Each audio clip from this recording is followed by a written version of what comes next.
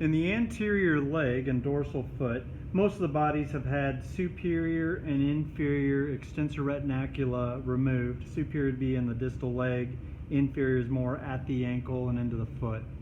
The first muscle we look at here is tibialis anterior, which is just adjacent to the exposed anterior crest of tibia. We can follow that down to the midfoot, medial side of the midfoot.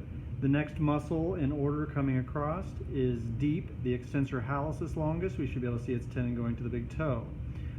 The third muscle here is extensor digitorum longus. We see a majority of its muscle belly proximal, and then it splits into 4 tendons to approach digits 2 through 5. The portion that looks like it's part of extensor digitorum longus, but distal inferolateral portion here is the fibularis tertius. We can follow its tendon down to the base of the 5th metatarsal.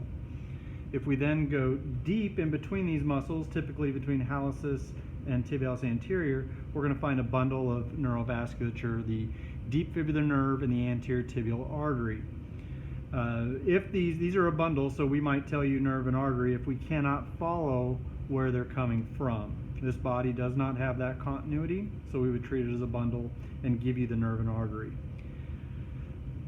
As we come into the dorsum of the foot, this one's been minimally dissected for that purpose, but we can take our anterior tibial artery past the ankle. It becomes dorsalis pedis artery.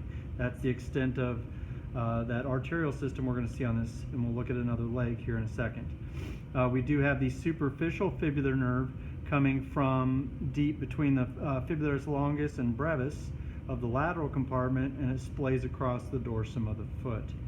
If we move tendons around, we can see the extensor hallucis brevis and the extensor digitorum brevis, which sits a little bit more in a lateral position. These toes have not been dissected fully, but if we were to take extensor digitorum longus down there, we would see that extensor expansion. Hopefully I'll be able to show you one.